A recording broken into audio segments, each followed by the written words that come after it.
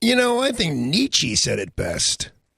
Oh, hey, it's 5:45. My name is Danny Bonaduce, and this is KZOK. Good morning. Good morning, my dear. How are you? I'm fabulous. I'm on pins and needles about Nietzsche. Well, that was it. I don't really have any Nietzsche stuff. Like a Danish philosopher or some such thing, Italian philosopher. It would be He's the Nietzsche if you could come up with something. No? Well, and for you too. But no. It was Nietzsche that came up with the idea of the Übermann. So maybe he was German. But anyway, the Übermann being this, he felt that men and women could evolve to being much like gods, and he called them the Überman. And I believe that's where we get Superman. The interesting thing is, this has nothing to do with what I said.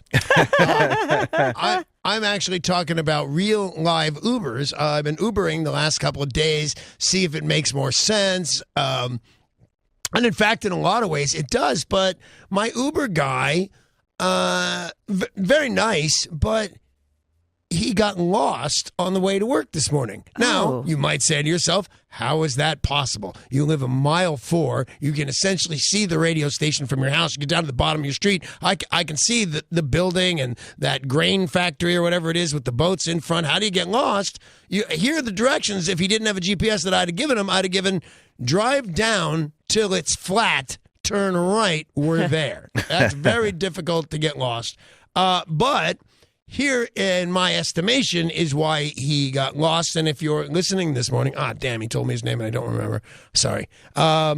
He, just a huge fan of the show, wanted to discuss Sarah's beaver at length. And I will tell you this about your beaver, young lady, Yes. that outside the office, it should be inside the office, but it's not. But outside the office, it's so weird to talk about your beaver like it's normal. It really is. Have you seen Sarah's beaver? Do you know Sarah's beaver? Do you pet Sarah's beaver? And I know what he's going for. It's like, hey, turn right, which he did not. But, I live so close that even being lost, as you can tell, got me here on time. But I thought it was weird to get lost, but it was yesterday's Uber that, I don't know, kind of took the cake. So I get in this guy's Uber. We're driving a little further than just the radio station. And we started talking. He's got, I don't know if I can do it, but he's got a real Bill Clinton kind of vibe going on with his voice, but real like trustworthy and down home kind of stuff. And he recognizes me, and he's got a 15-year-old daughter that wants to be an actress. She's gone out on a couple of auditions, and I give him some advice, and I realize this is a car ride. I'm going to get out in a few minutes. Don't say anything to burst his bubble. Like, she's 15. The worst time in the world for a kid to try and be an actor. They hire 18-year-olds. They can work all night. They don't have to have guardians. They don't have to have teachers. But why tell this guy that? And he probably knows. So we're driving and we're talking. He talks about his daughter. And I say, I got a son around the same age. He's 17. He's going through some stuff right now. And he asked me what it is. So, because I was about to be done. But he said, what kind of trouble is the poor boy in? And I said, well, he's bless doing his this. heart. Bless his heart. But I got to make it clear, like, basically, he's not doing drugs. He's not violent. He's not a super weirdo. He's just a pain in the ass right now. The girl thing, the school, he's not doing well in school, and I feel like that's on purpose. So the more we talked about that, the more I was getting into it, because he really seemed like he wanted to hear it. And from what he was telling me about the way his family works, this guy really has his eye on the ball, except for the one thing with his daughter, which is, and I don't want to get sidetracked here, but they're from Georgia, and they sold everything to come out here and to go down to L.A. and support his daughter's dream of becoming an actress. I would have cautioned so much against that. I'd have said, never do that. But if you say never do that, by the way, you're totally right. Don't do that. Don't sell your stuff for your 15-year-old to become an actress. What are the odds? Then somebody could just say 2 words to me and screw up my whole argument, and that would be Taylor Swift. Taylor Swift's mommy and daddy sold everything to move a 15-year-old Taylor Swift down to Nashville. And then you know what happened? She became Taylor Swift. Do you know what's even worse is the same thing happened to Jennifer Lawrence, but she was in Kentucky, dropped out of high school, sold everything and moved to L.A. So if I'd have been there and she'd asked me, I said, no, don't do it. It's a terrible idea. The fact that she won an Academy Award at 23 or something does not make this is a terrible idea wrong. It's a terrible idea. You shouldn't do it. John Lennon's aunt got him a guitar and said, listen, you can fool around with it, but you're never going to make a living with this thing. Totally right. Totally good information, right? Don't you give a teenager a guitar and they think they're going to pay their bills with it? Yep. Who knew he was going to turn out to be John Lennon? But for everyone that does turn out to be John Lennon, there's, 600 million people that want to be Taylor Swift, John Lennon, and who's that girl you mentioned? Jennifer Lawrence. You're totally right. It's normally not going to happen. It's just I'm one of the guys that did it. We moved from Pennsylvania, and then the next thing I know, I'm on a hit television show. So it can be done. It's just don't bank on it. It's awful. It can be done. Just the Uber driver's daughter's not going to do it. I don't know her. I didn't see a picture of her. I don't have a tape of her acting or any such thing. But it would be fine advice for me to tell him, don't do it. You're crazy. Don't sell anything. But you didn't tell him that. No, I was going to be in the car maybe 20 minutes. There was traffic. Why? What is that gonna do? Burst his bubble. You're right. Right. So we're talking, and I mentioned all the stuff with my son, and he says, and church has never come up, and he says, do you have time for me to say a prayer for your boy? Oh. Yeah, I'm cool with that. When I was in Los Angeles, I had people on the street I don't know if it's come on or what, but out of 3 people that asked me if they had time to say a prayer, only one of them asked for $1 afterwards. The other 2 wanted to just pray, I think, yet they were barefoot in downtown Los Angeles and covered in weird spots. This guy was not that. This guy was holding down the fort. So he says, and he's asked me my son's name, and he said, do you have time for me to say a prayer for your boy Dante? And I said, sure I do. And I expect him to go, hey, Lord, please be nice to Dante. He's trying real hard. It's a tough time, blah, blah. Amen. That's what I expected. He pulled over the car on the freeway like he was racing somebody, got to the shoulder, put on the brakes, put it in park, turned around, grabbed my hand, so now we're holding hands and gazing upon each other. Oh, my gosh. And then he says that, dear Lord, keep an eye out for Dante. And in my head, I'm doing jokes. Dear Lord, keep an eye out for Dante. In my head, I'm thinking, oh, he doesn't have to keep an eye out. I know right where he is. But he said a full prayer for my son, and it was nice. But when we got back on the freeway after that, I felt that things were a little bit different. I thought our relationship had changed. There was a lot of God going on in the car, and I am most certainly not against that. But I don't know, I just felt like it was a strange thing to do. I'm right? That's a weird pullover. Super weird. Hands. Totally weird. Okay, cool. What would you have done, Sarah? Called the police. Never ridden in an Uber again, probably, Sarah. Yeah. No, I find that gone to Chick-fil-A. Oh no, that's out. I find that sort of thing super uncomfortable because I've had people say, God bless you and may the Lord look over you and stuff like that, and it does make you uncomfortable. If he said, "Do you have time for a prayer?" I'd say, "Hell no." Okay, I agree with you and disagree with you. None of those things you said make you uncomfortable would make me uncomfortable. I think, especially if they just said, "God bless you," I might have sneezed. May the Lord look over you. Now you're getting into a lot of words there. That's a lot. But I didn't think it was certainly the end of the world. But I felt after he did it, it was odd. But I haven't talked to my son, who, by the way, is back in Philadelphia. Oh, with his. Do you remember that with the girl he met on the internet who's a grown special up person? Who the hell? Oh, I sent him a little postcard saying, because he only wants to use the right pronouns, how is they, how are we, whatever it is, you can't call her she, right? So I wrote, are you having fun with it? Do you hang with it a lot? Oh, I don't think you can do that either. Well, why not? How do I know what it wants to be known as? Stephen King's book, The It, was written about it.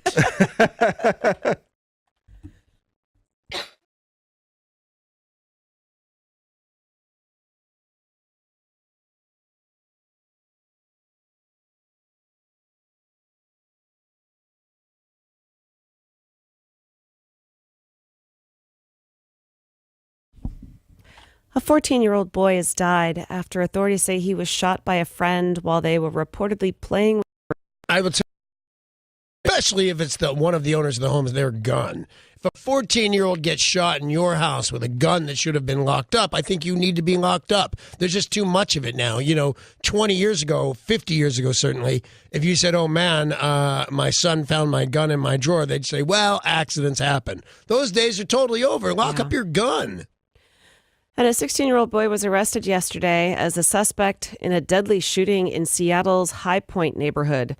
This is the shooting that happened last week on 35th Avenue Southwest and Morgan Street after the victim got into a fight with the suspect on a Metro bus.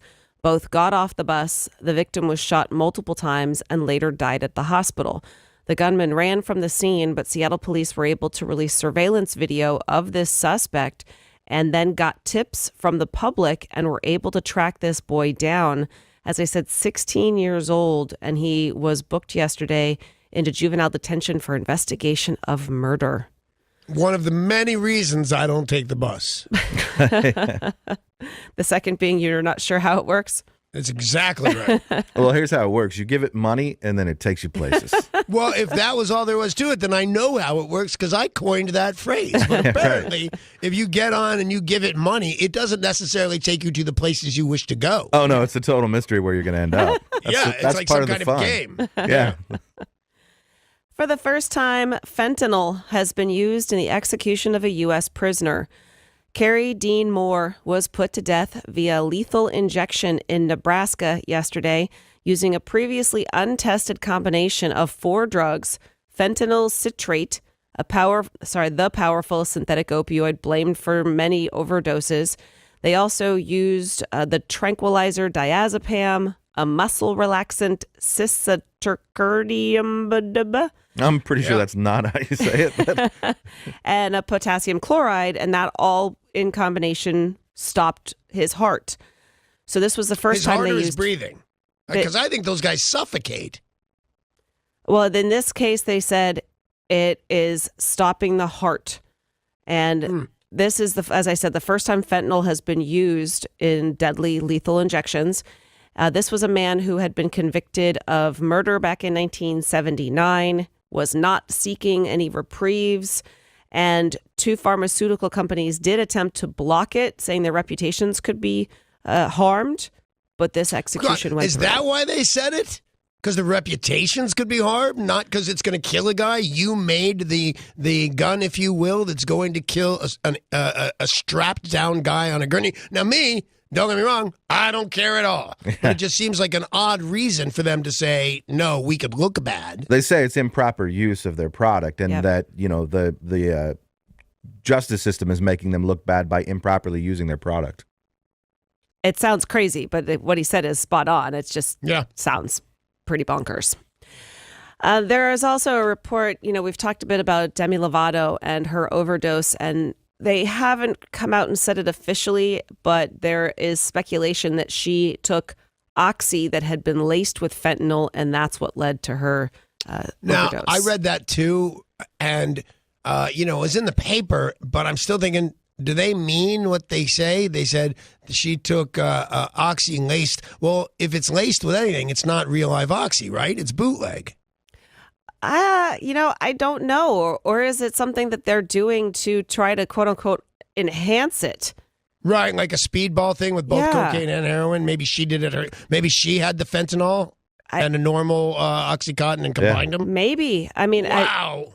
I can't imagine somebody just saying, hey, can I have some fentanyl? Because they say it's like microscopic bits can overdose you. So I'm not exactly sure how that works. If I ever wondered whether or not you were a drug addict, now I know you're not. And you know this from TV, though. What do the dealers say when one of their packages of heroin kills a guy? Oh, there's a line out the door. Right. You give me drugs that kill my friend, I'll buy twice as much, and I'll just do a little less. Los Angeles, we are finding out they will be the first U.S. city to test body scanners in the subway system. They'll scan passengers for concealed weapons and explosive devices as they walk off the escalators. And some people who are concerned about what these would do, they say no radiation and the scanners will not show anatomical details. Hey, if it means I want them to start doing this at the airport, because if it means I can just walk in and get in and walk on a plane and sit down, I will actually go through the scanner with my Who's It's out, and you can take a picture of it. What do I care? Just don't make me stand in an hour and a half security line. Yeah. This does sound faster than what they do at the airport. They have those scanners, but they're the big, round ones that you stand in and it scans 360. Yep. This sounds like it scans you as you walk, which I think that's a where huge you've seen improvement. it before and a really great version of it? Where's that? Total Recall. Total Recall. yeah, right. Yeah. Yeah, the guy walks through it and there's the gun and they go crazy. 2 weeks. 2 weeks. He just starts to freeze as the big lady, and that's all he can say. Yeah, okay. Scientists have made a disturbing discovery in California. They discovered 240 cubic miles of semi-molten magma in Long Valley Caldera, a supervolcano in eastern California near Mammoth Mountain. The long dormant supervolcano is a 20-mile-long caldera, or a crater, that forms after an eruption forces the mouth of a volcano to collapse. Now Is this a new discovery in the sense of we've never seen it before, or is this a thing where we've seen it but didn't know there was magma? We didn't know there was semi-molten magma, and that could lead to a possible eruption. So they found that this supervolcano existed a bazillion years ago, but there's semi-molten magma. Yeah, it does seem like the Earth is fighting back a little bit these days. Yeah. So, and what did we do to deserve this? Oh, that's right. A lot of stuff. Well, I mean, anytime you hear about being near a volcano that could erupt, it's a little scary. Sure. By the way, I disagree with your premise there, Paul. Yeah. I think, all right, if all of the Earth was supposed to remain the Garden of Eden, well, then we screwed it up with every skyscraper and freeway. But if we were supposed to improve the land, and I believe, look at me go, in the book of Genesis, that God says to Cain and Abel that it is their job to go and work and improve the land. So high rises, freeways, office buildings, subways, God loves us. And things worked out so well for Cain and Abel. I asked, it worked out fine for Cain. Abel was pretty upset about it. But, I just think it's the way. I think we've done a fine job. I think we should stop shooting at each other and God would be more pleased. But I asked him in the back of some guy's Uber, and he said, nah, you're good. That's right. You did just end up having a prayer circle on the side of the freeway. Right? So. Well, it's not exactly a circle, but I know what you're saying. Well, we'll keep an eye on this volcanic situation happening in California, but don't go near Mammoth. Did I just blow my nose right into the microphone? Yeah, a little bit. I feel like I'm allergic today, and I didn't even think about it. I thought, well, better than have my nose run, but apparently I'll turn around next time. Sorry. I was trying to pretend that didn't happen. That's okay. Well, you did a terrible job. That's how I know I did it.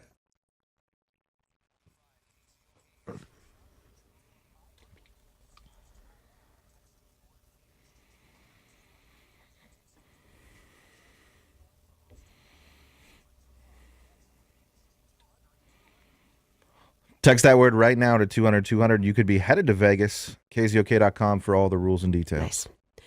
A Missouri Republican who made anti-Semitic and other bigoted statements handily won a primary for the state's House of Representatives. Steve West, who promotes anti-Semitic conspiracy theories on a radio show that he hosts, defeated 3 other candidates yesterday in a bid for a seat to represent Clay County. He won with 49.5% of the vote. The second place finisher had 24.4%. Oh, so he won How is pretty this easily. possible? Yeah. Well, would you like to hear one of his quotes? Yeah. Yeah. Looking back in history, unfortunately, Hitler was right about what was taking place in Germany and who was behind it. He also spoke of Jewish cabals that are harvesting baby parts from Planned Parenthood, who abuse children, and the Jewish cabal that controls the Republican Party. He has also criticized Judaism and Islam, and now is winning races towards the House. I find it amazing. We are a sympathetic country, sympathetic people, and educated people. you can, I was going to say you can make a good case. No, you can't. You can read a book and there it is. Jews have been being persecuted for 5,000 years straight. They did not love building the pyramids, no matter what you've heard. But, to say when you say anything anti-Jew, bad, then you throw in anything about the Holocaust. I know free speech, but I wouldn't mind this guy being arrested for a year or two. Yeah, it's a little bit crazy, and that's Missouri. There is a crazy video that has been circulating about a rescue that took place in North London. A blue macaw, the big bird, was fled its home onto the roof, and 3 days went by. The bird would not come back inside, so its owner eventually calls the firefighters. Kind of like when there's a cat stuck in a tree in your backyard. Sure. Right. Only this time it's a blue macaw. Yeah, but could be up to $20,000 macaw. Ooh, I didn't know they were that expensive. Oh, yeah. Ask me how I know. How do you know? You know how I see signs? I got the sign, but I saw the sign. But I don't know what it could possibly mean. I had a blue macaw on my arm yesterday. Oh, Really? That's super weird. What took one of the Ubers I have been taking, went down to the Pike Place Market area, and there was some guy taking pictures with macaws for $1, and I thought this would be funny, and he put it on my shoulder. We took the picture, it pooped on me a little bit, gave him $3, and I was on my way. But now I come to work, and there's blue macaws in the news. Yeah, that's I don't weird. even know what's up. Well, this one needed to be rescued, so the firefighters got a ladder, armed with a towel and some food, and its owner said, "Tell the parrot, I love you. And then the pet, my pet will, feel comfortable with you." So the little parrot, the big parrot, says, "I love you too." And then says, "Flip off." Nice. And proceeds to berate the firefighter with foul language. The resilient rescuer ignored the barrage of 4-letter words, continued to try to coax the bird, trying phrases in Greek and Turkish, since the blue macaw speaks several languages. Apparently, the blue macaw did not like being spoken to in foreign languages, flew off the roof back into her own home. Well, so he did rescue it. Yeah. I guess, yeah. Let me ask you, Paul, how would you have brought down a blue macaw on the roof? We can't tase it, right? That's not going to work. Trank it? I was thinking 22. So okay, you're better than me. Oh. We trank it. I think we trank The second it starts yelling dirty words in Turkish, I'm going to burn it down. Get Sling Master Doug out there with his sling. There you go. Well, I was going to say hysterical, but now we sound very violent. Loser, macaw abuser. Yeah. A woman was stopped by police and given a sobriety test. They said to her, "Tell us the alphabet." She got to A, B, C, and D, and then stopped and said, "You want me to do the whole flipping alphabet?" Fine. This time she got to F, started laughing, and said, "Wow, I haven't recited the alphabet in a long time. Can I do it in Greek instead?" They said, "No, need you to do it in English." She could not recite the alphabet. But she could do it in Greek like that friggin' macaw? Well, they said that she tried to tell them that she was a college graduate, that she was very smart, and that I'm so smart I could do this in another language. I can't do it in English, and I'm American. But she was arrested, taken in for DUI, and refused to take a breathalyzer. You know what's weird about that? She'll lose her license, but I don't know that she's presumed guilty. We were talking about this before with that presumed. Will you agree when you get your driver's license? Implied consent. Where you get your driver's license on a form, it says that you will comply with officers' rules, like take this breathalyzer. But if you refuse, I don't think you automatically are found guilty. Well, did you remember there was a trick for a while, at least this was an urban legend, that you would get pulled over for drunk driving and they say recite the alphabet backwards, and then you respond, "I couldn't do that sober." I don't think that works.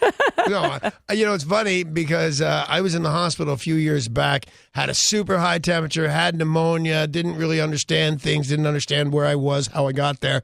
And then as things started to come around, they gave me all these cognitive tests on how I was doing. And they said, all right, they started with this, and Amy's sitting right next to me. And they said, all right, what is today's date? And Amy, before I could even try to speak, she goes, he won't know that.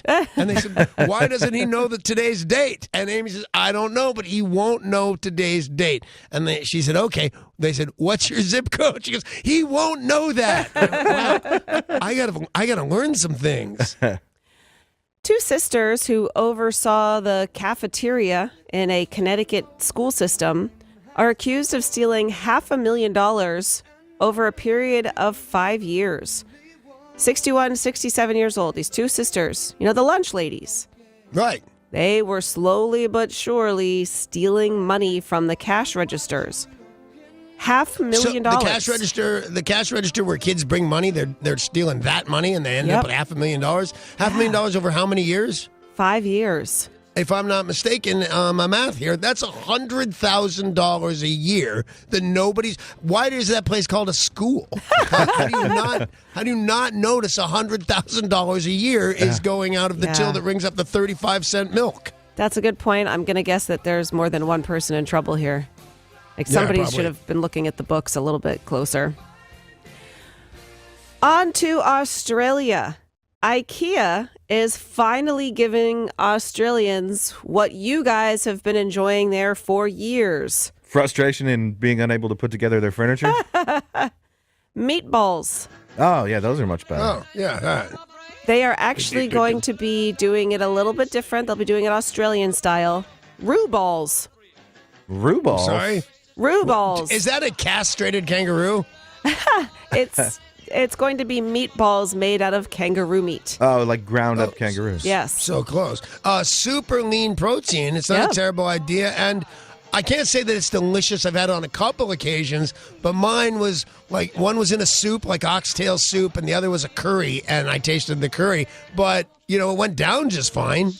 Yeah, Matt had it more like a pork loin, and it was super rare, and he said it was pretty darn delicious.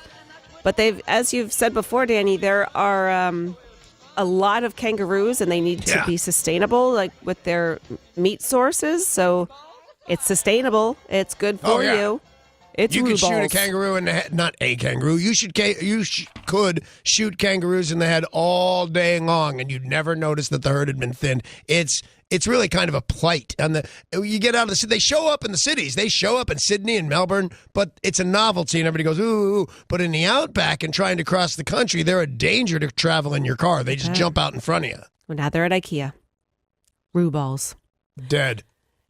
It's time for today's Things Are Not Right in Florida story of the day. Yay! A man was sitting on a couch playing video games in DeLand when all of a sudden a pickup truck crashed into his home, catapulting him across the living room. So he was just sitting there doing his thing, hanging out on the couch playing video games. What game? Oh, he did not disclose which game he was playing. Wouldn't it have been cool if he was playing a game that catapults people? And just as he hit go or whatever he hit on those games, the truck sent him flying?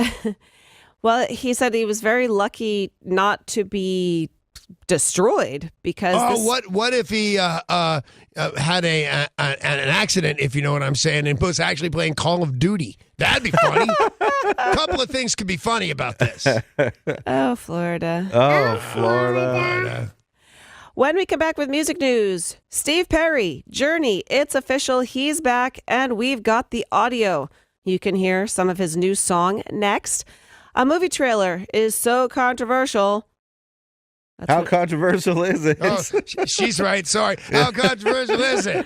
It's been pulled from YouTube. We'll tell you all about that. And would you like to win Mariners tickets? Yes. Yeah. We can next in sports.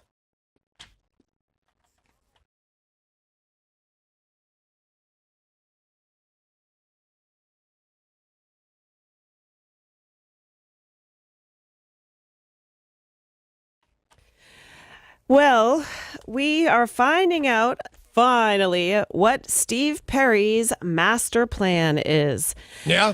Well, we talked about it a little bit yesterday, that there was a cryptic message posted on Steve Perry's website. And we all thought, okay, he's probably ready to release new music. And today, wasn't there also a cryptic message from Idris Elba? So is Idris Elba also putting a new song out? Or is Steve Perry going to be the new James Bond? Be the new James Bond. It's all like cryptic to me. Well, think about the band Journey. They first started in 1975. Neil Schon put a band together. And then 4 albums later, the year was 1978 when Steve Perry joined the band. And that's when the band started pumping out hits. I did not know that. Yep. Steve Perry was not a founding member. But they really did not have any hits until he joined them, and he wrote or co-wrote almost every single song. Steve Perry's forte, definitely ballads. Always like just the romantic and the ballads. And when he had his that makes sense because of his beautiful, beautiful voice. Yeah. That would lead you towards ballads, I think.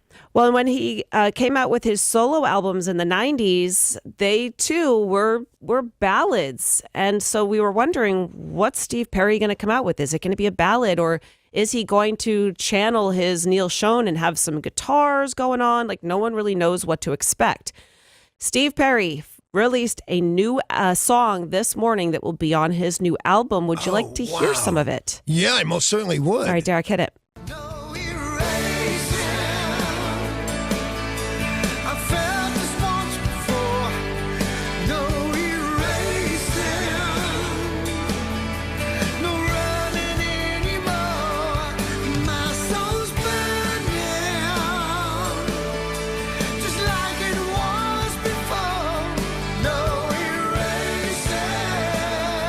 So he released a statement on his website that said he had fallen in love, and this woman that he fell in love with got cancer, did not survive, and this is a lot of heartbreak. I'm super glad I didn't say Yeah. When the motivation is your girlfriend dies of cancer and some wacky disc jockey starts making fart noises. Yeah. Luckily, it's fantastic. It's Steve Perry singing again. It's so good to hear him singing again. And when he left the band, 1987, he left the band. That was when their last concert was. They briefly got back together for a concert promoter, honorary concert. He got back together with them when they got a star on the Hollywood Walk of Fame. But he has not performed with them since 1991, and he said he lost the passion, did not have any passion for music, and now is back. Some people theorized he'd lost his voice. That's what my theory was. But he sounds pretty good. Oh, he sounds He great. does sound pretty good. Yeah. He does. By the way, I don't care if you lose your passion. It's a job. It's your job. So make more records. If he hated Neil Schon and they were fighting like cats and dogs, that's one thing. If the band or he were using a bunch of drugs and the other guys didn't want it, that's another thing. Because you don't feel like it, that is not really an acceptable response. Now, it's your life and you're rich. Go do what you want. But I'm a big fan and I'd have loved more music. Yeah. Yeah, for him, I think it was a lot about the songwriting process because he's always written like really personal and emotional music. And so I think that's what he's saying in this song is that he really struggled because he lost that passion. He really struggled to write new material. And it was, once he found his true love that he could get back into the music. Boy, if I only cared about that, it would be adorable. You just want to hear fantastic singing from Steve Perry. What? Just, I'm a grown-up now. I'm 59 years old as of, Monday? But, my life does not work like that. But I guess, he's been working so hard since he was a young man, although that sounds familiar, that, okay, I didn't realize the passion with the songwriting. I was thinking about getting up on stage with your friends and playing music and going to concerts. Tori, if you would put that song up on our website for people to see and enjoy in full. Oh, yeah, there's a video out as well. Yeah. And you guys want to hear more from Steve Perry? Sure. Yeah. Tomorrow morning, 7:45, we'll have him live on this very show. Look at you, Paul. Hooking Look us up at with you, Steve Paul. Perry. Wow. I'll be very pleased when that happens. Yeah. All right. Thank you very much for setting that up, Paul. You're welcome. You remember Fleetwood Mac got into a bit of a beef with member Lindsey Buckingham and kicked him out of the band. Yeah.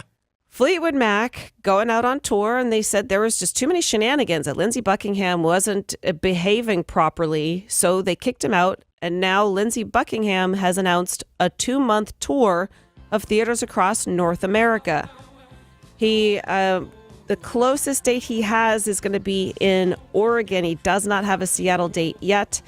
But Lindsey Buckingham said, all right, you're kicking me out of Fleetwood Mac. I could do this on my own. Yeah, and he can. I think he's one of the top 10 all-time rock guitar players, or at least that's what I remember reading. And if not on somebody else's top 50, but whatever it is, I mean, and you can see it when he plays. But I wish he'd get back together with Fleetwood Mac. I think they're a fun band. Well, and I was looking at Lindsey Buckingham's writing history. He wrote a ton of the hits, like co-wrote a lot of the big hits for Fleetwood Mac. His solo career has not been as prolific. Do you remember this song, Danny?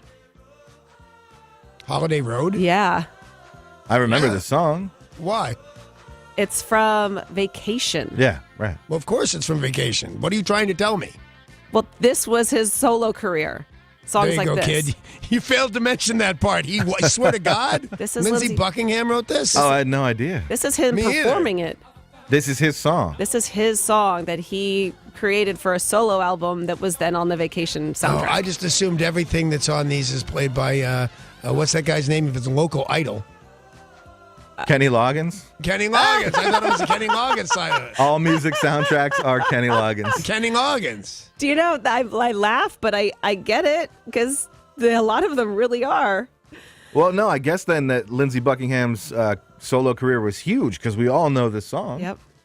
Well, if you can consider this song huge, you know, because they're huge songs. One-hit wonders are all over the place, and everybody knows the words to it. Everybody makes flock of seagull jokes.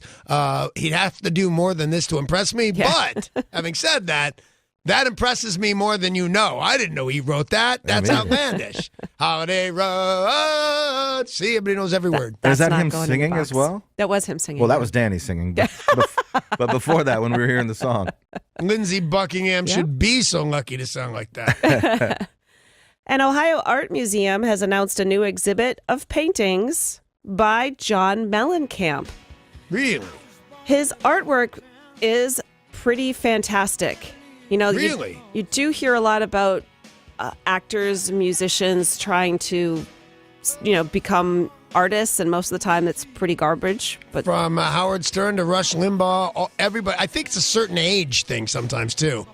yeah, his stuff is pretty darn good. He does a lot of expressionistic oil portraits. He does mixed media pieces. He should do a mixed media piece with the tar they scrape out of his lungs. Oh, that dude smokes so much. 5 packs a day, man. Yeah.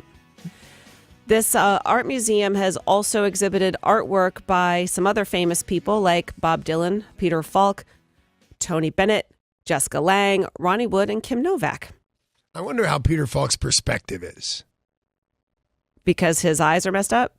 He's got one eye. Oh, just He's one always eye. had one eye. Oh. Isn't there some something that happens to you when you only have one eye? You lose depth perception typically. Yeah. It used to be illegal to drive if you only had one eye, and I think that's over now. Hey, some of the Because how biggest would the guy from Kansas get around? Right. Some of the biggest names in music will be taking the stage for our iHeartRadio Music Festival, which is September 21st and 22nd. It sounds like it's going to be so amazing, which is why we want to send you to the show in Vegas. You're listening for the keyword. You text it to 200-200 for your chance to win this trip for two. Your next chance to text in and win is about 8:10 this morning. You remember Pokemon? Yeah. Pokemon was originally something that came out in the 90s, and a first edition of Pokemon cards has sold at auction here in the U.S. of A. Yeah. for $56,000. Wow. I don't get it. I don't get it. Yeah, and if you do get it, I think you're weird for getting it. Yeah. Yeah, You know, people but who those are Pokemon. people who are into Pokemon shouldn't have that kind of expendable income, should they? Exactly. No, that's totally right. And man, that time flies so fast. It seemed like last year, maybe the year before, I was going around trying to capture Pokemons with my son, Yep. who is now in Philadelphia with a grown woman. It was the other day he wanted Pokemons, and now he wants to be a Pokey, well, whatever he wants to Pokey. That's his business. Well, let's clarify that this person that he's visiting, you say a grown woman, but she is still a teenager. Yeah, but she can vote. Yes. But he made Okay. it sound like it's some She can go in the armed 30-year-old. forces. Well, I was trying to make a point, Sarah. And by the way, who cares about your opinion? Not you. My ex-wife's opinion. It's illegal. Yeah. What? They're All just right, friends then. holding hands, Danny. It's all G-rated. That's my boy. Don't be crazy. Yep. Get ready to stay a little longer in Maine's scariest hamlet. Hulu has renewed anthology drama Castle Rock for a second season. This has been the most successful first season of any Hulu original in terms of consumption and reach for its day of premiere. So a lot of people watching this show, which stars Bill Skarsgård, Sissy Spacek, and many more. I actually just started watching it yesterday, and it scared the bejesus out of me. Yeah, last week I watched nothing but Hulu. In the place I rented in Los Angeles, they don't have a regular TV. Oh, are you okay? I don't love it. Although there's plenty of stuff to watch. The worst thing for me, and I don't know if maybe it's just the system, but you sit there and scroll through what you might want to see for like an hour, and then finally I just settle on stuff I've seen before, so I know it's kind of good. Sure enough, I'm scrolling for an hour and a half, and finally I go back and watch Archer because it's my favorite cartoon. And then Amy says to me, you're just sitting around watching cartoons, and I don't know how Los Angeles should be different from Seattle because that's all I do. I work here with you wonderful people. I go home and I watch Archer. There's a new movie coming out called The Nun. This is the 5th in the Conjuring series, which are rated R, super scary movies. And people have been so scared by the preview on YouTube that it has been taken down. Apparently, what happens is you're watching YouTube and then all of a sudden the volume goes down real low and then up real high with a blood-curdling scream. Yeah. And it's scaring people so much that it's something that's called jump scaring. And YouTube has said this violates the policy of jump scaring, and they're going to take it down. What the hell's jump scaring? It's just when something jumps out at you, that you're not expecting. Like I saw the trailer just on TV, and it made me kind of flinch at, it did get really quiet, and then all of a sudden this evil nun comes out of nowhere, and then they're screaming, and it is a scary trailer. And by evil nun, you mean none. Let's take a look at sports. Sports brought to you by Bradley Johnson Attorneys. If you're facing a DUI, call 1-800-DUI-AWAY. That's 1-800-DUI-AWAY. Mariners last night playing the A's. Some scary moments. Yeah, they really were. In the first inning, James Paxton took a line drive to his forearm, to his pitching forearm. Oh, I was talking about his mustache. Oh, yeah, that was pretty scary, too. He went out in the first inning, and Felix actually had to come in for his first relief appearance. He did pretty well. Yep. He did really well until he gave up a home run. Yeah. But this was a really big opportunity for Felix to show he can pitch the full game and doesn't need to be middle relief. But, of course, the concern is James Paxton. The other concern is we lost the game 3-2. Right. That's the thing. At the end of the day, that's the thing. I don't care if crows fell from the sky. I don't care if some of the team had food poisoning. At the end of the day, we lost, and I blame a lot of it on the pitcher. Yeah, 3-2. Up next for them, again, the Oakland Athletics with a 12:35 start time on Root Sports. But if you want to win tickets to an upcoming home game, call us right now to play in studio Mariners KZOK Music Trivia. We play you a song clip. You tell us the title, artist, and year it came out. First person to do so wins tickets to an upcoming game. Derek, play the clip.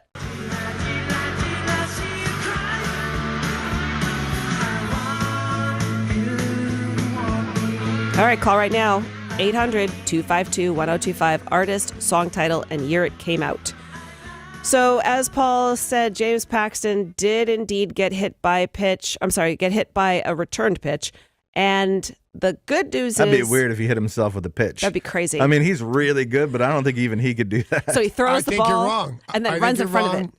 I think it's happened. Just like quarterbacks, you were telling me that a quarterback, I was telling my fantasy about throwing myself my own touchdown pass.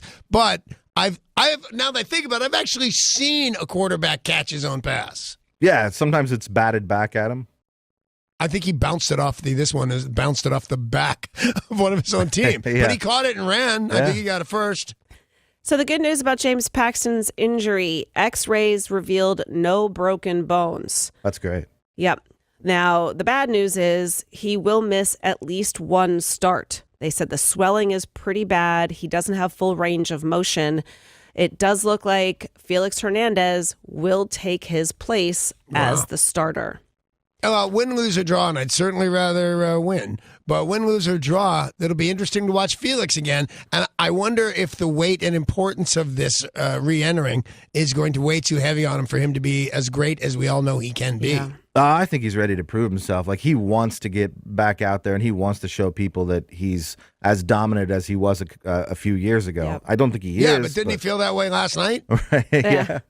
It was also interesting to see Cano back out on the field. So we thought we might see him at second base because D. Gordon's shoulder was injured, but D. Gordon was actually healed up enough to get back into the lineup, so he was playing second, and Robbie Cano played for the Mariners at first base for the first time Crazy. ever. So. Now, does anybody worry about Big Maple? And I have heard on occasions throughout history that people are hit by a line drive. Pitchers that are hit on a line drive are never 100% the same again. It's typically when that happens, it's when they're hit in the head. And in this case, it was hit in the arm, and they tend to just shake that right off. The guys who have a hard time rebounding, it's head injuries. It's like broken noses, broken eye sockets that they have a hard time rebounding. Right, but the rebounding is not necessarily just the injury, right? It's fear that that's going to happen to them again. Yeah, Right. yeah. So up next, we've got the 12:35 start time. Mike Leake and Brett Anderson pitching for the A's. On to the Seahawks. Rashad Penny, rookie running back for the Seahawks, the 2018 first-round draft pick, has a broken finger and will miss 3 to 4 weeks. Wow. He can't just tape that to one next to it that's not broken. And I thought that's what they did. that's what I thought That's what they did. So this was an injury that happened during practice on Monday. Practice. Yesterday, Ben Roethlisberger got hurt during practice, not even preseason. He is now Practice. Yeah. See, I'm in, Paul. Thank you. He is now in concussion protocol. That's a bummer. Hey, congratulations to Dave in Puyallup. He knew what we probably didn't. Derek, play the song clip again. Yeah. You want to take a stab at the year on this one, Danny? I do, but only because I never know these. I think I have to be in the ballpark. I remember the girl I was with, the date I was on, the club I was at when I heard this. 78. Oh, almost. 77. If it was 77, I'm killed. And this is Lindsey Buckingham from the Vacation soundtrack, right? Yeah. Cheap Trick, I Want You to Want Me, 1977. Dave and Puyallup had all the pertinent information. And Derek is going to the Jeep Winners window in our lobby to pick up tickets to what, Derek? Dave won tickets for the game on Friday night at 7:10 p.m. versus the LA Dodgers, which just happens to be Sing-Along Fireworks Night. Sing-along fireworks night. Don't miss the 4th of 5 Fireworks Nights at Safeco Field, featuring some of your favorite tunes to sing along to. The Mariners have partnered with Pyro Spectaculars, the same company who produces the New Year's Eve at the Space Needle Extravaganza for this big event. Visit mariners.com/fireworks for more information. That would be a great, great game because it's the Dodgers, but that sing-along fireworks night should be super fun. Your next chance to win will be tomorrow morning right about this same time. And sports this morning brought to you by Bradley Johnson Attorneys at 1-800-DUIOA.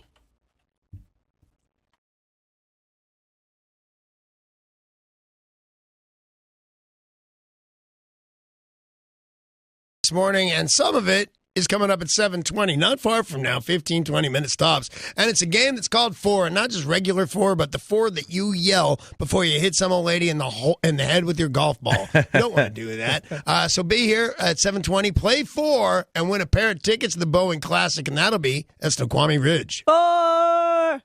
That's what I meant. Bruce Dickinson from Iron Maiden got together with thousands of like-minded people to give a proper burial to poet William Blake. Well, that's adorable. When you think of Bruce Dickinson from Iron Maiden, you don't really think about poetry. You think about... No. Yeah, you think about that. Weird thing is, I thought we were talking about Janice Dickinson, who happens to be an Iron Maiden. Have you seen that lady? I'm glad we straightened this out. Well, he was a big fan of William Blake and thought it was pretty tragic that he had been buried in a pauper's grave and didn't have a head marker and everything. So he got together with all these other like-minded people, and they gave him a proper burial. It was a pretty neat little gathering. Is the answer to this going to be the internet stupid? Because the question is, Where do you find a bunch of like-minded people about William Blake and moving his body? Yeah, yeah. You wonder, how did the word get out? People are different in England, aren't they? Yeah, they have terrible teeth. It must I never loved William Blake, but he's common with people that you wouldn't have thought. Like, would you ever think that, oh yeah, me and Bruce Dickinson both love poetry from William Blake? But I you would not have thought that. You were so cute the other day. One of the girls who works here, Kara, is also into geocaching, and you were so excited and you found out that she geocaches too. It was adorable. I have no idea what you're talking about. You don't geocache? Yeah, no, I get what the words were. Me and this lady, Kara. Well, yes, I'm adorable. And you at your birthday party, you introduced her to your wife. You're like, this is Kara. She geocaches. I get that I am cute. So William Blake's been moved. Yes. Okay. Well, the question is, when have you surrounded yourself with like-minded people for an event or gathering? Bruce Dickinson got together with William Blake fans. What have you done getting around a bunch of other people for a like-minded event? Hey. Oh, Hey. yeah. Yeah. You're around a table talking about how like-minded you are. You couldn't get more like-minded that not only are you all there to quit drinking, but, 8 out of 10 of us would like a drink right now. And if nobody'd catch us, we'd go around the corner. But no matter what, we are, in fact, like-minded people. And now I get your premise with Kara. We are like-minded because we're grown-ups who think that geocaching is super fun. Yeah. And there are a whole lot of you, which surprised me as well. There are a whole lot of geocachers. Oh, yeah. All over the world. I bet they have conferences and stuff for geocaching. They do. Well, you guys listening, when have you surrounded yourself with like-minded people for an event or a gathering? And what was it? Call us now, 800-252-1025, or text your answer to 90627 now.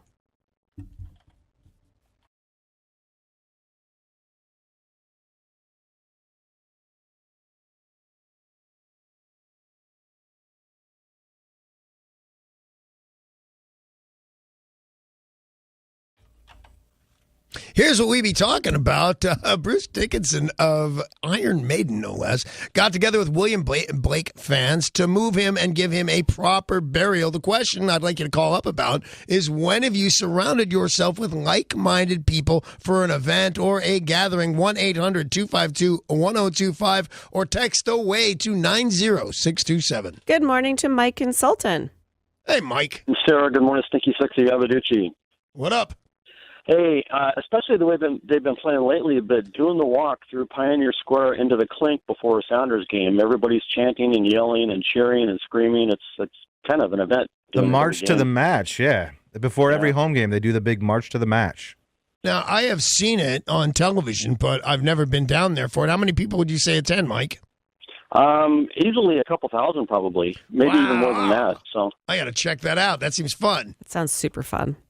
A good way to get yourself pumped up for a match, too. You know, just be surrounded with like-minded people and everybody singing and chanting. And yeah, it is super fun. There's always, generally there's like a band that plays before for kind of a party in Pioneer Square, and then the like marching band that plays during the games will lead the march into the stadium. That's so cool. I have found that and I have a small sporting experience, but of my experience, that soccer fans are the most like-minded. You put them all in a stadium, baseball, basketball, whatever it is. Your soccer fans, they know the chants, they bring the drums, they write letters on their face. Soccer fans go. Yep. Ale in Seattle, good morning. Hey, Ale. Good morning. How about Nude Day at the Beach down in San Francisco at Baker Beach? Woohoo. You know, I don't know it. I mean, I was about to say, what is it? But I'm guessing it's a nude day at the beach. Yeah, that's a good guess. What made you want to go? How did it get started? What up with this? It's a long-standing tradition. There's also one at Lake Tahoe on the southeast shore. I'm aware, Ale, that you're totally subliminally bragging. Did you hear him say, it's naked and I'm long-standing? I know what you mean, you little pervert. And now that we know that Ale's going to be there and naked, I think we all want to go. I know when to go. You know who I want to invite is our friend Yo. Yeah, we should do that. All right, let's talk to Yo, asking if you have surrounded yourself with like-minded people for an event or gathering. Good morning, you people. What do you mean, you people? What up, Yo? Well, I really like to surround myself with you people. So I would like you guys to have another party where you all from the show come and host, and then all the part-time volunteer on-air contributors like Mike from Salton and Drama from Renton and Abe Simpson can come and hang out. Wow. I kind of like it. I love it. I absolutely love it. When we had your birthday party, Danny, at Chandler's Crab House, there was a table full of just those hardcore listeners that call in every day, and they were surrounding themselves with like-minded people who like us. Let's see. I got it. You ready? We should broadcast from their houses on Fridays. All right, yeah, we'll see you next Friday. Because I don't believe it or not, it's not that hard. We broadcast from some guy's house that won a TV set to watch the Super Bowl, and I don't know what made the boss think it'd be a great idea, but it was. We raided this guy's fridge. Yep. It was hysterical. Drama in Renton, when have you surrounded yourself with like-minded people for an event or gathering? Good morning, y'all. Morning. Hey, that was awesome. We did surround each other at your birthday party, Danny, so that was cool, yo, and Mike, and we had Vinny from Renton. So, but any event, as I was telling Derek, once a month I host what I call Black Rifle League at the range by my house, and like-minded individuals like myself, we get together and we run a mock combat course. Ooh, that sounds fun. Do you actually shoot guns? Yes, we shoot right. You guys come up with a good nickname, because we all know we never get to choose our own nicknames. Otherwise, we have something cool. No, because you're right. You know, I knew you were Drama the second I saw you. I looked at it, that's that guy Drama that calls, and I was right. Let's talk to Amanda in North Bend, asking you when you have surrounded yourself with like-minded people for an event. So, Hempfest every year in Seattle. Surround myself with a whole bunch of weed heads. That's really cool. And you said Hemp Fest because on my little screen it says Amanda North Bend Hump Fest. And I thought, oh my God, what do these guys get together and do at Hump Fest? It better involve a whale. We did have some swingers check in on the text line at 90627 saying that they go to swinger parties. That's how they surround themselves with like-minded people. There you go. Wow, like-minded naked people. Yeah. So mine's totally G-rated, but I think it was 2 years ago, there was a coffee shop, Drip City in Belltown, and they hosted an event for Gilmore Girls that was returning to Netflix.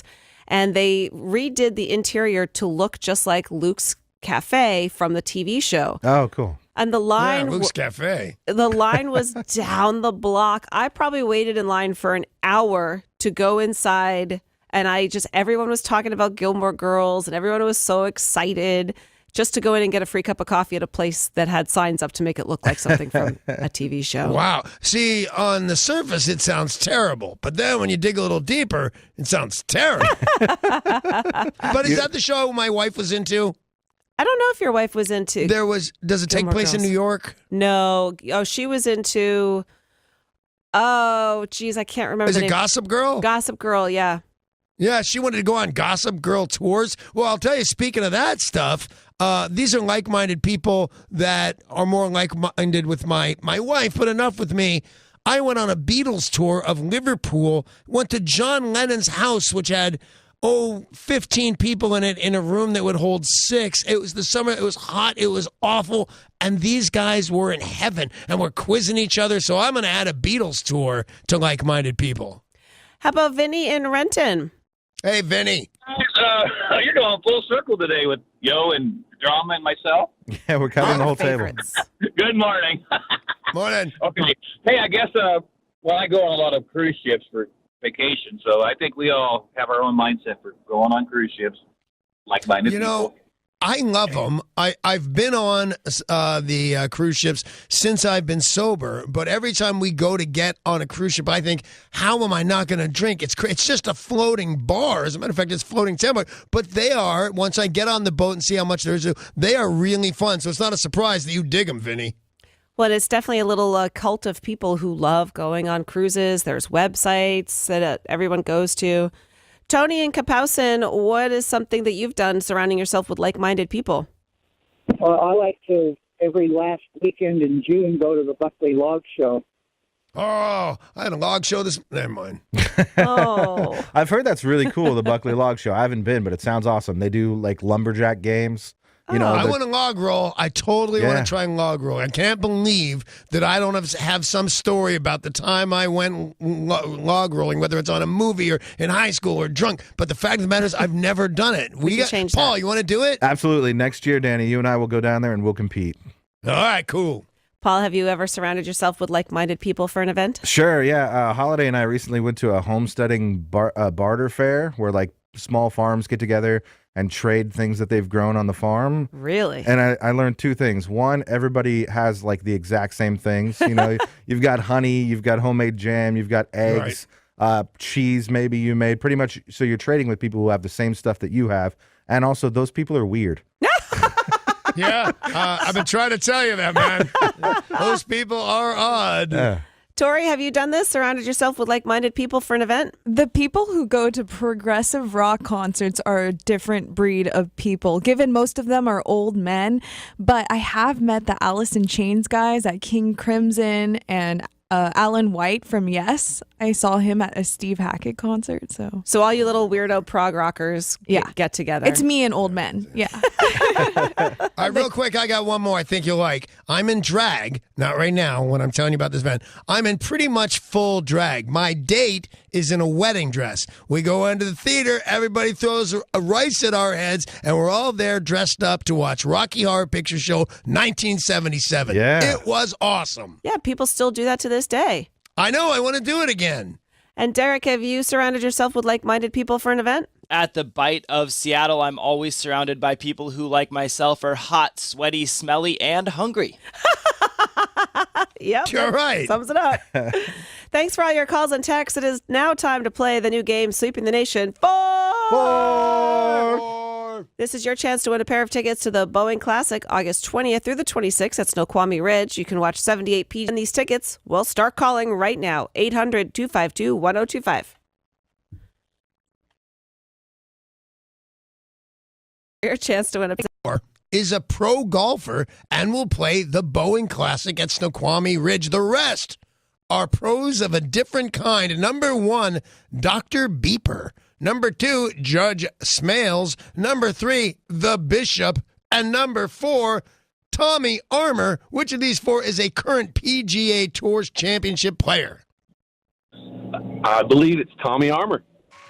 I believe in that fact, would be correct. Tommy, what I'm thinking here is that Paul went, yesterday's was way too hard. Let me make this a little easier. Congratulations, Brent. It was Tommy Armour. The rest are country club members in the movie Caddyshack. So yeah, you, my Bishop, friend, Paul. There could be a guy called the Bishop currently They're on the good. show. They're totally good. There's a guy called Tiger playing professional golf. Why not Boy, the did Bishop? that make perfect sense. So, Brent, you've won a pair of tickets to the 13th annual Boeing Classic Pro Golf Tournament, returning to the club at Snoqualmie Ridge. Tickets are on sale now at BoeingClassic.com. Brent's going to the Jeep Winners Winnow and our lobby to pick up his tickets. The rest of you can win again tomorrow at 7:20. And up next is the big news of the day.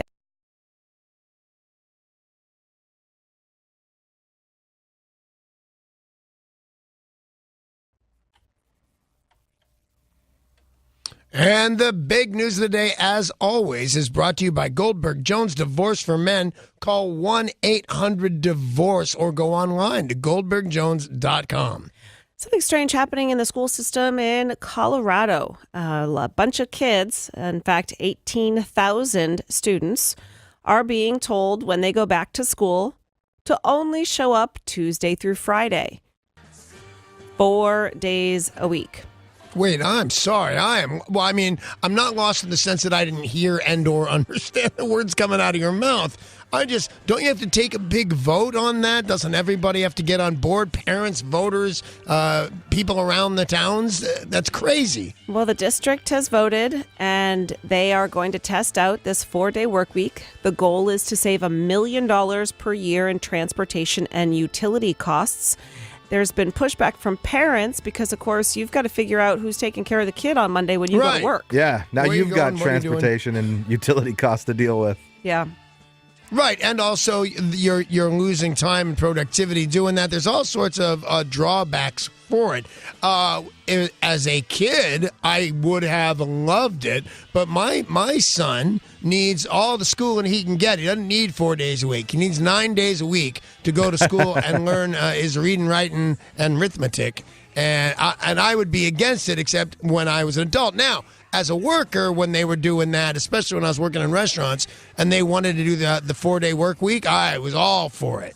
There are a lot of countries who are talking about doing that now, and the testing they've done, I think it was either Sweden or Switzerland, it was very successful. People's productivity was higher, so its potential for taking off worldwide is there for a 4-day work week. I just don't know how parents are going to handle it when it comes to needing to find someone to take care of your pesky kid. Yeah. I mean, your kid. There's a viral video that is showing something unusual happening at the Los Angeles Zoo. This video shows a visitor at the zoo hop a fence, sneak up from behind, and spank a hippopotamus on its backside. Bad call. I remember. I don't know what they do in the zoo, but in Africa they kill you. Yeah. Well, hippos are extremely dangerous. Just last week, a tourist from Taiwan was killed in Kenya during an attack. In another incident, a fisherman. Sorry? From Taiwan, did you say? He was from Taiwan and was killed in Kenya. That's sad, although immediately later the hippopotamus was hungry again. Hippos are the world's deadliest large land animal due to their aggressive nature and sharp teeth. They can weigh 3 tons and kill 500 people in Africa every year. Yet in Los Angeles, somebody thought it would be hilarious to go butt smack Rosie, a 4-year-old hippo. Yeah. It's a little funny. But what happened? Is this person okay? Did they survive? Person's okay. And they are now looking for that person and trying to figure out what, if anything, they'll do. They'll do nothing. He may have to clean up the zoo or some such thing. But animals don't have a lot of rights. The zoo has some, but I can't really tell what they're going to do. Plus, I'd smack Rosie on the keister on a $5 bet or something. Well, the police are investigating. I mean, the person did hop the fence, Right. endangering something or other. I'm not positive what the charges The hippo, all that stuff. But at the end of the day, nothing happened to anybody. So what you've got is jumping the fence at a zoo. I don't see a real crime here. Well, like you said a second ago, Danny, animals don't necessarily have a lot of rights, and they're trying to change that in Oregon. Animal Protection League has filed a lawsuit. A horse that was mistreated by its former owner. This poor horse was in bad shape. 300 pounds underweight. He had lice. His skin was scabbed. Body parts were falling off. His former owner, pleaded guilty to criminal neglect. And now there is the Animal Legal Defense Fund filing a suit in this horse's name for monetary damages. Now, this hasn't worked out before. We had a monkey trying to say it owned its copyright of an awesome selfie it took. Oh, yeah, the monkey selfie. Yep. There's been a couple other animals who have tried lawsuits. But who owns that monkey? The zoo. Yeah, and so did they profit from it? I don't remember who it was. Somebody had profited from it. Somebody had taken the picture. It was their camera. Somebody had taken the picture and then used it for some sort of marketing purposes. And the zoo sued and said it's our monkey? No, the ACLU sued on behalf of the monkey. And lost. That the monkey hadn't given permission to use the photo, and that my God, that it was the monkey. They were profiting off the monkey's likeness, and that's not fair to monkeys. You know what it reminds me of? Because I was going to say something really smart, but now I'm going to do something different. What's that? The movie Ted. He actually goes to court to sue to prove he's a human being and has all the rights of a human being. I think he fails. Spoiler alert. Sorry. Well, Oregon has the most progressive animal protection laws, so we'll see if the Animal League Defense Fund is successful. But I got to say, I'm actually rooting for the horse, because who does that to a horse or any animal for that matter? A terrible human being. Yeah. I am rooting for the horse as well. I just don't know that I want my pets suing me. I got a cat. I feed it constantly. I pet it when it will let me. I love it. I buy it hats. Yet it would sue me in a minute. The court system's already clogged enough. We can't let barnyard animals start suing people. Exactly. If you are thinking about retiring, Wallet Hub has taken a look at the most populated cities across America and ranked them on the best places to retire. Now, you say populated cities because I look at those lists totally. It's 10 best places to live in retirement. It means the places and the ones I read means the places you can live the cheapest and things like that. Well, I don't want to live the cheapest. I want to save up and then eat well and dance and drink champagne and things like that. Well, they are basing this on affordability, recreational activities, quality of life, and health care.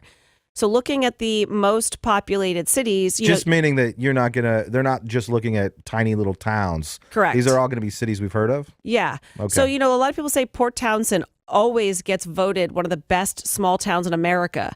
Well, it's not one of the best places to retire because it's too small.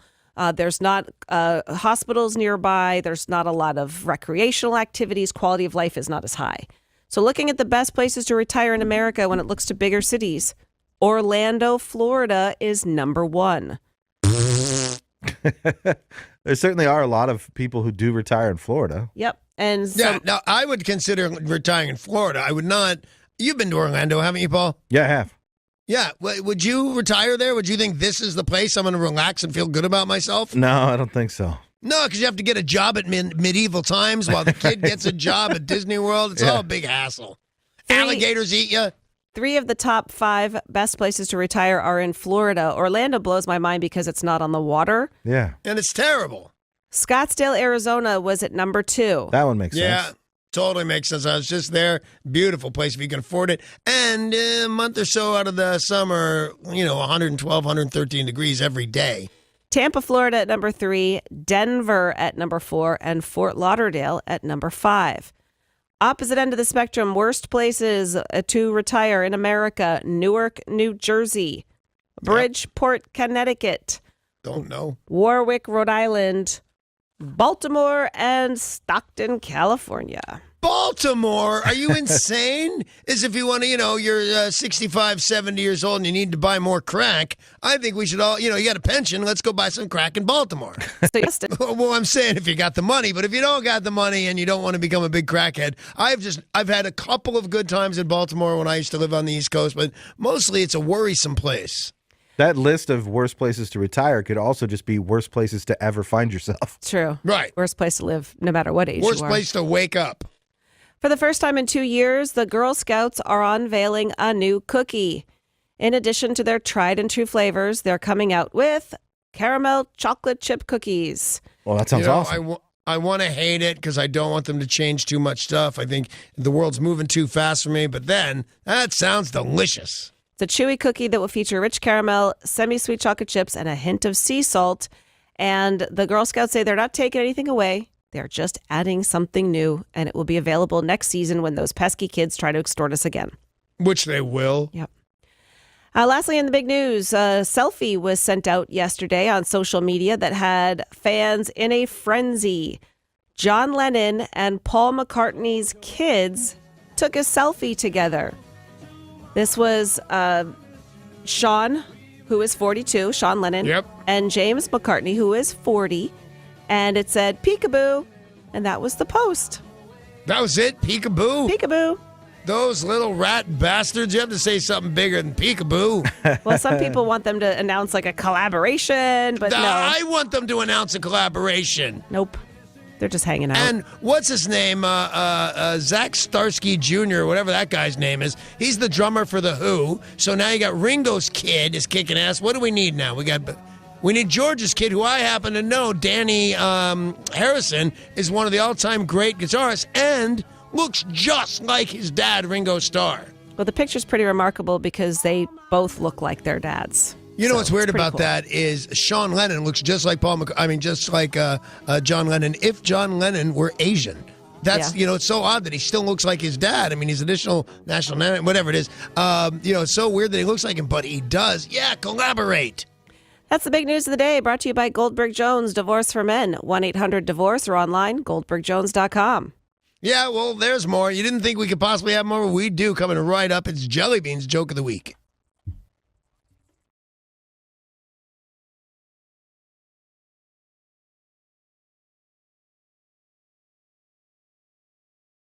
And now, Jelly Bean's Joke of the Week. Hi, Uncle Danny. Are you ready for my joke now? I am indeed. What kind of bees make milk instead of honey? Well, I'm afraid that I do not know what kind of bees make milk instead of honey. Boobies!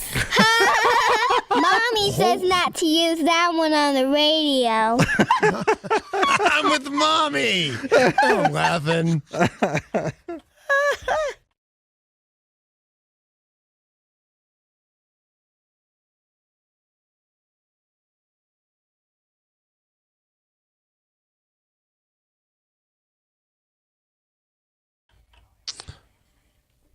You know, we've been talking about the iHeartRadio app, and it seems to me, and I'm not the king of technology, that it gets better or more interesting almost every single week. The iHeartRadio app, it's all your favorite music, all your favorite stations, and dig this, it's all free. KZOK and iHeartRadio, they're giving you your weekly mixtape, a personal playlist based on the music that you love. That's super neat. The more you thumb up and save songs, the more we improve and update your mixtape. Just open up the iHeartRadio app and find yours now. You know, we found out yesterday that Weird Al is getting a star on the Hollywood Walk of Fame. Yeah, and I'm all right with it. You know, it's hard not to like Weird Al. He seems I don't nice. need to like you. I don't need to like you or dislike you with your star on the Hollywood Walk of Fame. I want one, you have one, I hate you. But I will put in the thing with, you know, because a lot of guys have been in show business a decade. That doesn't seem long enough for a star on the Hollywood Walk of Fame. You know, Weird Al's been banging around with an accordion for 25 years. That's the effort, I think. It's a lot of effort. The dude has won Grammys. He's clever. He's a good writer. He seems like a nice dude.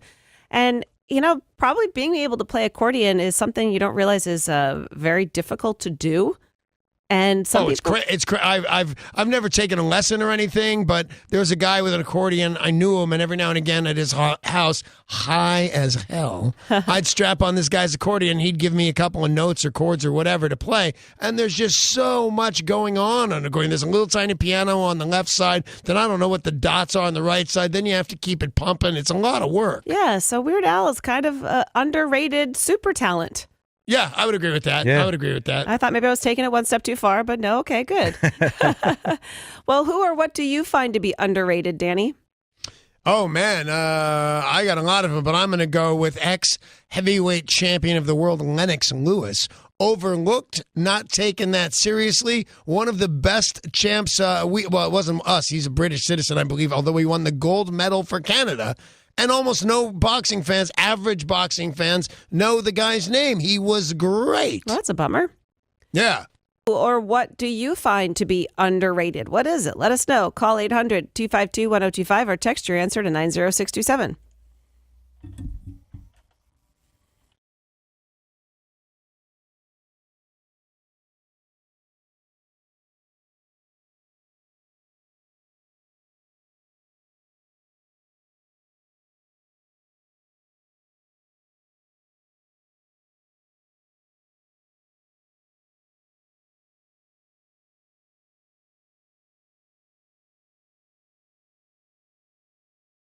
All right, so here's the situation. Weird Al Yankovic getting a star on the Hollywood Walk of Fame. You would think that would bother me, but it does not. The thing is, the guy's put in the effort, but nobody knows. Everybody thinks he's kind of just a little joke. He's not. He's a workhorse. This guy who's, as Sarah so rightly pointed out, won Grammys. Who do you find, and I think this is a great topic, who do you find to be underrated? Here's the number to call, 1-800-252-1025.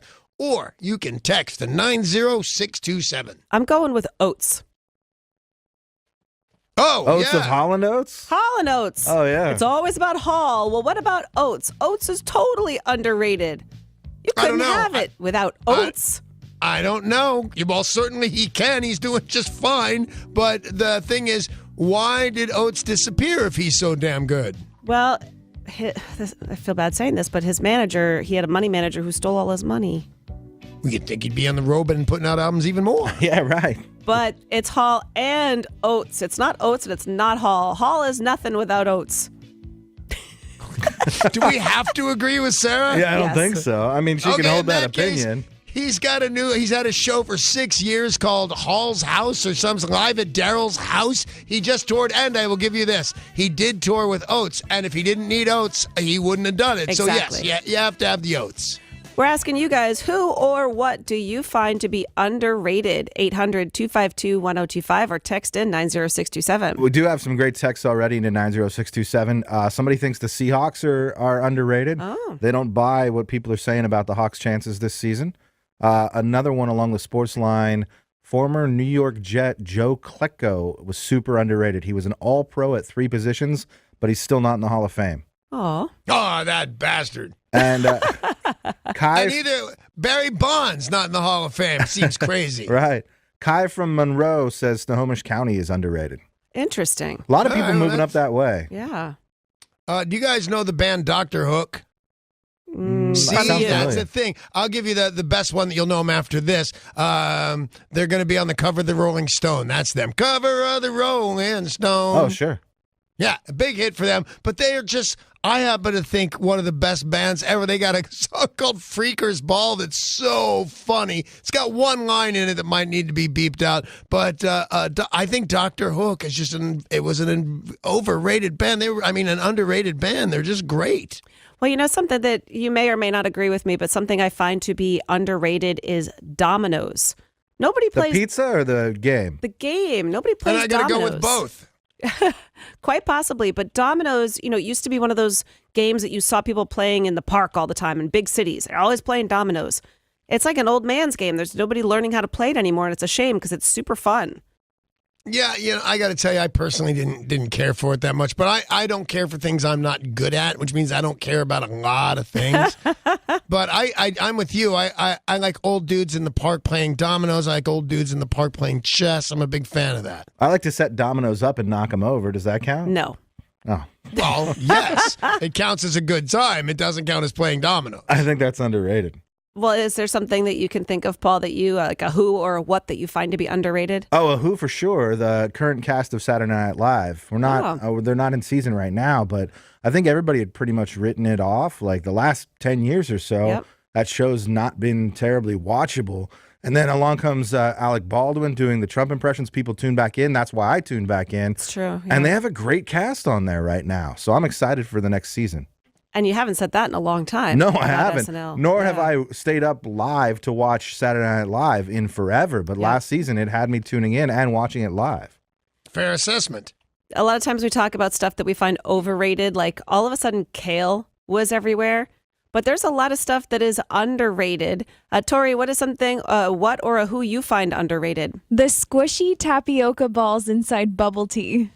Ew. They're so good. They're so good. Who underrates those? Sarah doesn't. Derek doesn't. Yeah. Really? Oh, I was going to say I've never met a person who didn't like the bubble tea. Right? That's what we're talking about. Yeah. All my friends used to make fun of me for liking it. Oh, they're hot. And you get that big, giant, thick straw. Oh. Wait, what are we talking about? Edwina in Auburn texted in and says Danny Bonaduce's underrated. People counted him out when he went through his troubles. Yeah. And now look Three at him. different times those rat bastards counted me out. That's right. Thank you very much, sweetheart. Also a text saying Lindsey Buckingham of Fleetwood Mac is underrated, and they can't wait to see him out on his solo tour. Interesting. Now, it's way because that person is right and, in my opinion, wrong. Underrated because I'm not going to go across the street to see this guy. And then on the other thing, I'm taking guitar lessons, and I happen to know this is one of the finest guitar players in the world. Not underrated. Genius, and anybody that is interested would know that. Yet, I'm still not going to go see him. What our texter points out is that, quote, dude strums with all his fingers except for his thumb. So apparently that's impressive. Oh, all right, Danny, you need to learn that. And I'm not even going to try. And he picks with his thumb. So while he's plucking with his fingers on the usually up direction, he's playing down with his thumb. There's like 25 guitar players that I know of that can do that. Well, then I'm going to say the banjo's underrated. Way underrated. Genius instrument. Absolutely. Then I'm going to say Steve Martin's underrated as a banjo player. I'm with you. Another text into 90627. King's X is the most criminally underrated rock band of all time. Do people know King's X? I do. Tori, is that one of your bands? I have no idea. Okay. I think this was sent in by a member of the band King's X. King's X had a hit in the late 80s, early 90s. Super like rock, not melt your face off like raw, but like a pretty metal, progressive, good sound. And I think then. Underrated. Yeah. Derek, who or By what the way, do you the find? name of the band, Paul, it's not King's X. It's King's 10. Oh, is that right? No, it's King's X. No. And Derek, who or what do you find to be underrated? The sport of cup stacking. I've never personally become great at it, but I hear that Tori was a competitive cup stacker. I have in the high school. cups. There you go. I stacked cups. I was real fast. Who knew? We were finding out about Tori's hidden talents. She likes big, thick straws and stacking cups. cups. All right, we'll be right back with the news, people.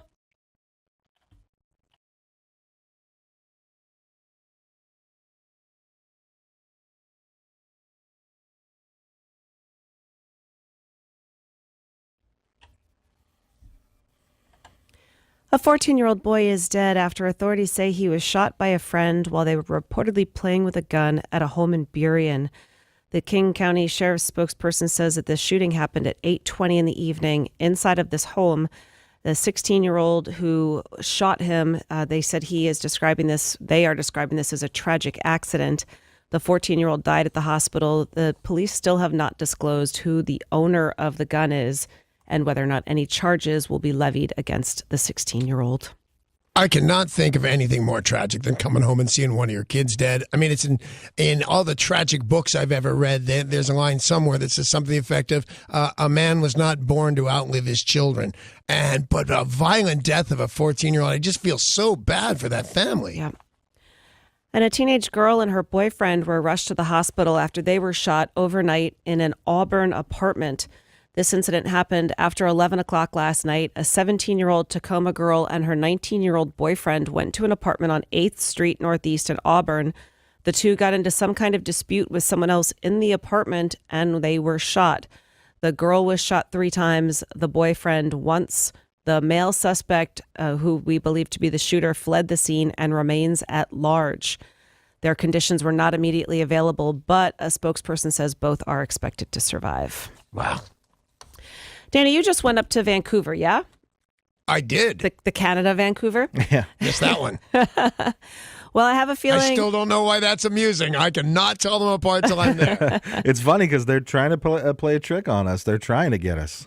They are. I have a feeling that Tori might be making a trek up to Vancouver, Canada. There is a new whiskey-focused bar, and it's called the Dark Manor Inn. And this place... Ooh, sounds spooky. Yes. This place is a bar that has a tale. The story is that a dead man was poisoned by his angry wife who fled and was never seen again, and it's haunted. Oh my God, this looks so freaking cool. I'm looking at the website right now. The Dark Manor Inn. Yeah. I was thinking about this, Tori. I thought about you the other day. I told you I was watching Hulu and stuff for the first time, and you have to scroll around forever to pick a show. But finally, I picked one. It's called Dark Tourism. Just, I see a ghost. It's mummies, and it's real gory stuff. I thought maybe you'd like it. Oh, I need to check that out. That sounds awesome. Yeah. Dark Tourism. Yeah, that sounds right up your alley. This place might be there. A whiskey-focused bar with a dead guy. Yeah, that's exactly what the kind of stuff they do. On to national and international news, an absolutely terrible story making news out of Pennsylvania this morning. A grand jury has reported to have found hundreds of Roman Catholic priests in 6 Pennsylvania dioceses molested more than 1,000 children over decades, and senior church officials systematically covered it up. The Pennsylvania Attorney General says the diocese kept secret archives documenting the widespread sexual abuse. And now there is a case moving forward to uncover this heinous crime. I do not know what's going to happen to the Catholic Church on this kind of stuff. They paid in Boston $500 million. Now, the church certainly has it. The Church of Rome most certainly has it, but they won't have it the next time and the next time and the next time, and this has been going on forever. There are biblical references to why a priest can't be married and certainly has to be celibate. But, the Pope's got the power, I think, to overturn that. And I think you got to start letting you never hear about this from Presbyterians. Why? Because their priests can get married. Their ministers can get married. I think you got to start letting priests get married. Yeah, I mean, there must be something that can be done. And they also need to stop with the cover-ups. It seems like it's a pattern. And they say a lot of people who have been molested become molesters. And so if all of this gets covered up, it doesn't end. It's always shocking to me, too, when we hear these cases, how well documented the church kept records of the victims, of their names, of locations, of what happened. Yeah. A lot of these cases are being figured out based on the church's own documents. Yep. A Florida political candidate named Melissa Howard is apologizing after getting caught lying about her college degree. Who hasn't done that? Right. This woman is running for the Florida House, and she said, I have a Bachelor's of Science in Marketing from Miami University in Ohio. However, the school does not offer a degree in that field. Oops. Plus, if the girl could not figure out that Miami is not in Ohio, we certainly have to take her geography degree back. She went so far as to travel to the university in Ohio to pose for a photo with what appeared to be a degree. Now, the university says she did take classes here, but she never graduated. So she full on lied and is now apologizing and saying what I did was wrong. This is setting a bad example. However, I am going to stay in this race and I am focused on my opponent, not fake news. Well, the fake news was she created the fake news. Yep. She's the one who made it up. What's the fake news? That's her quote. There is no fake news. She made it up. Okay, then we all agree there's no fake news. But, for a while in my career, remember when we used to do Life Coach every day? Yeah. I wanted to do a show something like that, and I wanted to be called Ask Dr. Danny. And I talked about it with some radio stations and some bosses, and they said, oh, yeah, we really love it, but you can't call yourself Dr. Danny unless you have some sort of degree. So I just went to buy one online, and everybody said that wouldn't do. I think if this lady can do that and run for president or whatever the hell she's doing, I can certainly have a fake degree and insist people call me doctor. We've been talking about the Sweetheart candies and the Necco wafers. The same people make both of them alongside Clark bars and some malted milk balls, Canada Mints. So they make actual candy, too, not just the pieces of chalk that we've been talking about? I used to love Canada Mints, but those two are basically chalky bits that are mint flavored. Yeah. A Clark bar is good, though. Yeah. The Clark bar is wonderful. Clark bar is one of the greatest. But you know what's weird, and you never think of things like this?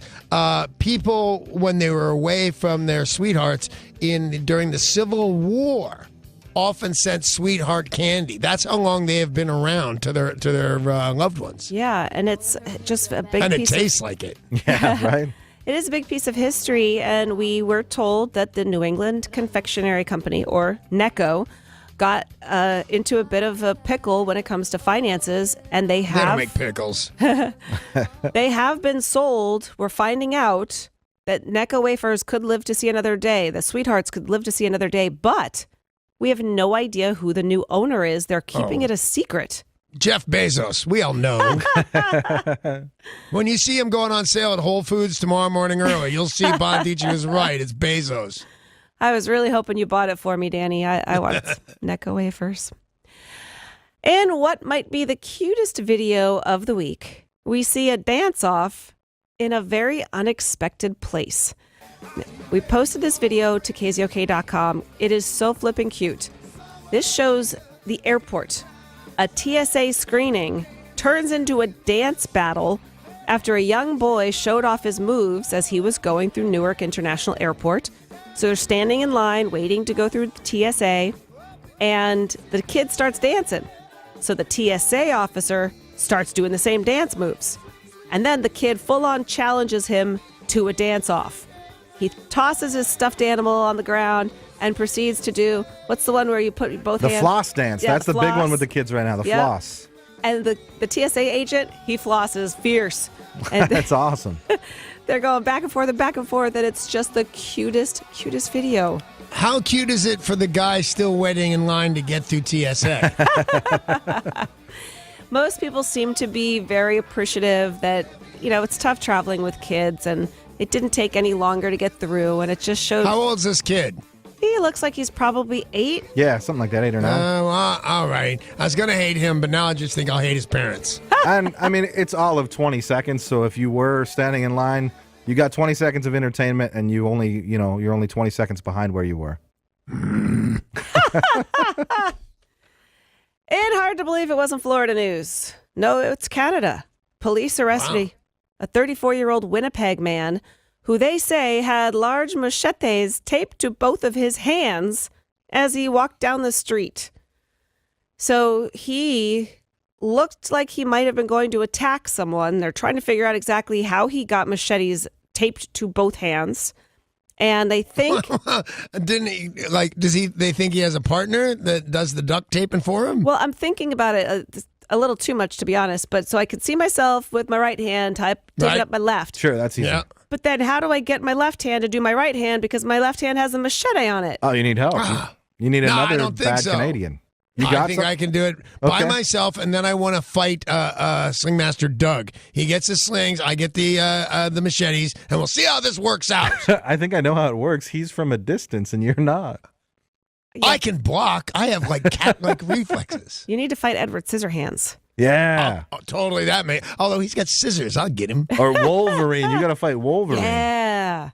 And that puma that I forgave yesterday. Yes. Well, it looks like the man was on meth and had hatched some sort of nefarious plan.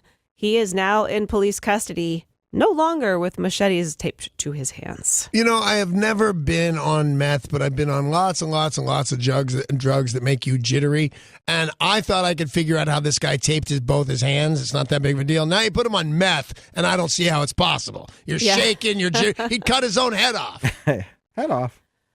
The Economist Intelligence Unit every year comes out with the Global Livability Index, and it looks at the best places in the world to live. 2 cities have been going neck and neck for the past almost 10 years. 2 cities have been deemed the best place to live in the world. So it's a tie? Well, it's so super close, but one city normally does better. But this year, Vienna has dislodged Melbourne as number 1. Okay, you know what? I am not really a violent person. I say stupid things like I'll fight giant bears and things like that. I just say it to say it. But anybody that says Vienna beats up Melbourne, Australia as the most livable, they're crazy. First of all, you know what they've got in Vienna? Sausages. Wow, I wasn't even thinking that. I was thinking terrible accents. But I'll take that. If the first thing you think of is sausages, you can't be that great of a city. Vienna is absolutely gorgeous and full of super rich people, but that doesn't really count. It's healthcare, education, infrastructure, culture, environmental components, and almost every year it's been Melbourne until this year. Vienna is at number 1, and that's because of a low crime rate. Yeah. Now, versus Melbourne, for sure. They're all criminals. Yeah, true. They're the sire or whatever it is. Their ancestors were all criminals. Right. Melbourne, not a cheap place to live, and they're not able to pay their rent by stealing pocket watches. They're working for a living, and I would pick Melbourne over Vienna, absolutely, but I would not pick either of them to be in my top 10. Maybe Melbourne. Osaka, Calgary, and Sydney complete the top 5. Calgary? Calgary. No, thank you. And it snows in the summer. Yeah. What's it do in the winter? The same. Also snows. Yeah. And doesn't it snow? Yes. Yeah. So it stinks and snows? Yeah. May break my bones, but I am not voting for that city. McDonald's are introducing something brand new. They're going to be test marketing this right now in Minnesota, but they just pick a place to test market. If it goes well, they roll it out nationwide. They are testing out a new McGriddle sandwich. Don't screw with the McGriddle, you crazy people. They can add to, right? Not take away. Correct. Yeah, if you add like a pork chop to it, that'd be awesome. What they're doing is replacing what it currently has with French toast. But you can still get the regular McGriddle. Yes. And now you can also get a French toast McGriddle? Yes. Does it look like the McGriddle? Is it the same size as a McGriddle? Same size, but instead of that waffly thing, it's a waffle, right? Or is it a pancake? Pancake. It's a pancake. Instead of the pancake, it's French toast. Yeah, I'll try. All right. Yeah, me too. Paul and I were at the same time. And now the next thing we do is if you can do the McGriddle and bring out, the Mc French toast, where the hell's the McRib? Yes, seriously. I'm sorry. I don't have any McRib news in the news. Very upset. What I do have is a story about a nefarious nun in Missouri. A nun smuggled 2 pounds of cocaine using her high-heeled shoes. Oh, I thought she was going to use something else that she doesn't use much, if you know what I'm saying. Well, Denise Woodrum is not apparently a very good nurse because she Nurse or nun? Oh, sorry, a nun. What did I say? Nurse? That's what makes her a bad nurse is the fact that she's actually a nun. She's a nun, yeah. I don't know where I got nurse from. So Denise Woodrum is a nun who met a man online, and she claims that man told her he loved her and duped her into carrying what she thought were artifacts in her high heel shoes. Wait, I'm sorry. And I have headphones on, and I heard you clearly. So I understood that she put in her shoes, but now it's a trick? Somebody fooled her? She's claiming that. The prosecutors do not believe it was love. They believe it was profit, that she was tired of living a life of poverty. Poverty. Yeah.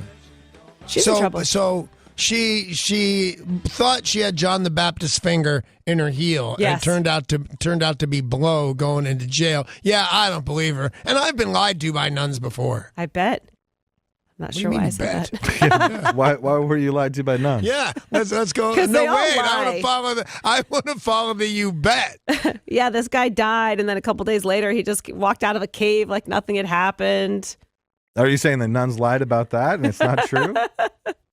All of it. Wow. Oh, Sarah. Oh, Sarah. A bear wandered into a Bristol, Connecticut liquor store. Is this a joke? Is that the setup for a joke? Okay. This No, bear you know walks why? into a liquor store. Here, I got It one. was only one bear. You need a mule and a donkey or something like Yeah, that. that's right. A bear walks into a liquor store and says to the clerk, "I'll have a bottle of beer and a packet of peanuts." And the clerk asks, "Why the big paws?" No? Well, apparently for Paul. That's pretty funny. Yeah. Why the big paws? No, this was Connecticut, and a bear walked through the liquor store, did not order anything because bears don't talk. Right. Right. Now, this was all Oh, caught. Christ can't come out of a cave, but bears can walk into the bar and start chatting. Yeah. Well, thankfully, the bear did run away and nobody was hurt, but just walked. You know how a lot of those stores have automatic doors? Yeah. So he steps on that Like the carpet sensor, thing. yeah. Doors open, bear walks in, everyone just drops what they're doing, stunned, stands there, and then the bear turned around and left. They got lucky. Huh. They did get lucky. Now, did everybody play dead or did they make themselves big?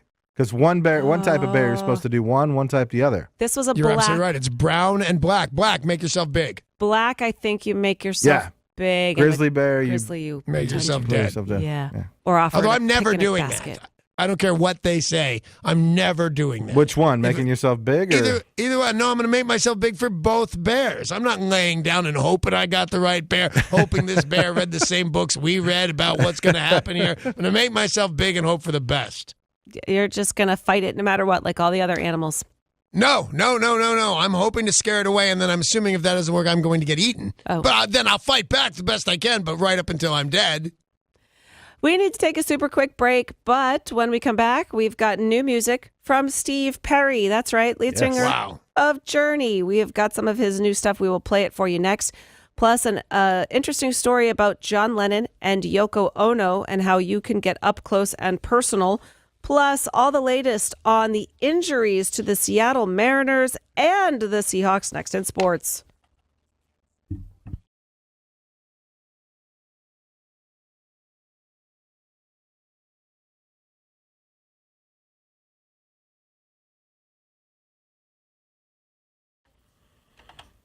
Well, we just heard from the band Journey, and we're about to talk a little bit more about former lead singer Steve Perry. He has been posting some cryptic messages to his Facebook and social media, teasing new music. And then early this morning, he decided to release the first music video and song, and it's called No Erasing.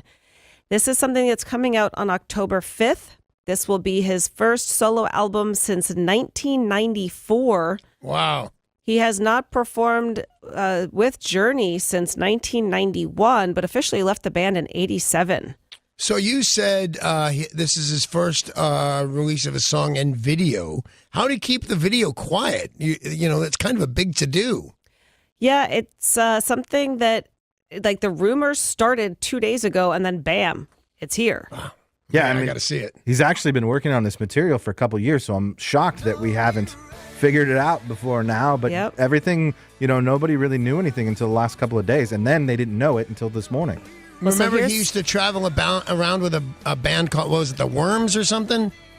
The Eels. Oh, the Eels. He has done some stuff with the Eels. They got no arms and legs, man. It's a chance it's the Eels. He was just crashing their band practices and crashed a couple of their concerts. He really liked the Eels. That was kind of odd. But here's the new song right now. It's called No Erasing.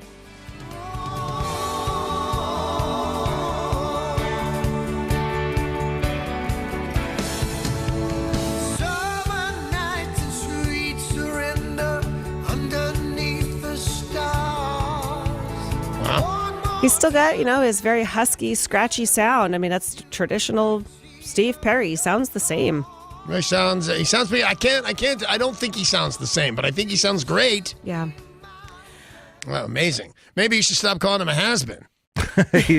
You did say rumors. Yeah, you said he has been. He has been. I'm a big fan of Steve Perry. I love, love, love all of the Journey stuff that he was a part of. And Oh, Sherry's a great song.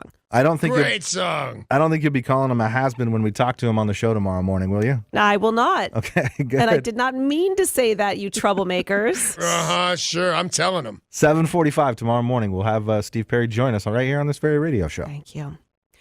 The film Imagine, which John Lennon and Yoko Ono co-directed and co-starred in, will be returning to theaters this fall with extra footage.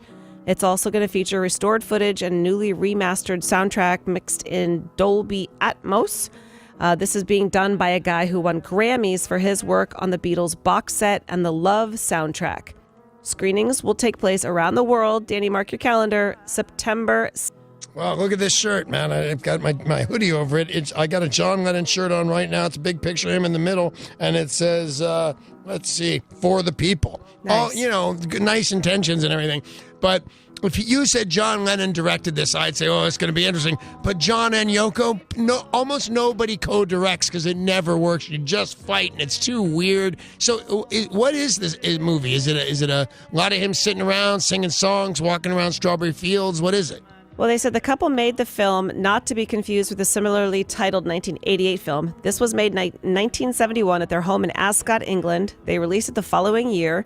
It features pre-MTV era music videos, right? Because nobody made music videos in the 70s. Right. Amateur footage with the entire track list from the Imagine LP, a few songs from Yoko Ono's Fly. The film also includes segues from everything from the Beatles, the Beatle on a toilet, to scenes of the couple entering a room to regal horns. Andy Warhol, Miles Davis, Fred Astaire, and George Harrison are also in this film. Yeah, I don't know, man. Well, I'll go see it for sure because my wife will make me go see it. Hey, September 21st and 22nd at the T-Mobile Arena in Vegas. It's our iHeartRadio Music Festival. Performances from Justin Timberlake, Mariah Carey, Jack White, Fleetwood Mac, Leonard Skinner. That's just some of the people who will be there. Musical collaborations you simply will not see anywhere else will be happening. And you could be headed to the show on us. Hotel and airfare for two included. You're listening for the new keyword. You text it to 200 for your shot to win. All the info, KZOK.com. It's going to be a great night. Starting January of next year, Conan, the TBS show Conan, will be switching to a half-hour format. Wow. Is it an hour right now? It is presently an hour. Have you ever seen it, Paul? It's a Lifetime. Yeah. I mean, I guess I've just seen clips. I've never watched the whole show. Generally, with those late night shows, like I'll watch monologue or the clips of them doing some bits in the beginning, and then I'm not really into the guests that much. Well, you're part of the problem. Yeah, I guess so. That's the thing is most people either watch clips the next day or they watch that first 15, 20 minutes and call it good. Back in the day, if you will, Johnny Carson was 90 minutes every night of the week, Crazy. 90 minutes. And then all his competitors joined him and they went 90 minutes. Now it's going to be, with commercials, 22 minutes of Conan. Well, and the way that they're stripping this down, the way that they're making this leaner is they are cutting out musical guests. No more regular music performances. They're going to focus more on comedy, and that begins January of next year. All right, so somebody called Conan and said, hey, we would like you to focus on some comedy. That'd be a great idea. That hurt his feelings a little bit. Fans of the Twilight Saga could soon have their chance to quite literally be living in part of the teen fantasy film series. One of the houses featured in Twilight is going up for sale in St. Helens, Oregon. Twilight, of course, based on the best-selling book series by Washington's Stephanie Meyer. This is about Forks, a 17-year-old girl who moves to Forks in the Northwest, falls in love with a mysterious classmate who is a vampire. Right. Now, turns out they did do some filming in Port Angeles. They did do some filming in Forks, but most of it was done in Oregon. And that's where this house is that Bella lived in. It's going up for sale, and I'm sure somebody out there wants to buy it because it was in Twilight. Yeah, I'm sure of that. I'm sure a girl that was 17 years old and never recovered from the love of this movie and is now, 30? And she's an attorney or whatever. She's going to buy this house. Yeah. And it'll be the hottest property in St. Helens, Oregon, because it's a little nothing town, maybe 10, 12,000 people. They had a mount I heard of. 4-bedroom, 2-bath, 2,500 square feet. It's listed for $349,000. Oh, yeah. So that seems to be commensurate with probably the property around them. I mean, you just don't find houses under that amount of money. You go look, you go, well, that should be $60,000. It turns out it's $300,000. So yeah, somebody's going to snap this up. Somebody that loved that movie. Danny, bad news for your wife. I know. Let me rephrase. Bad news for your former TV wife. We talked about actress Sean Young.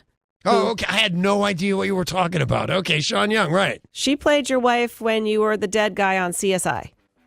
Right? No, she played my wife when I was the live guy.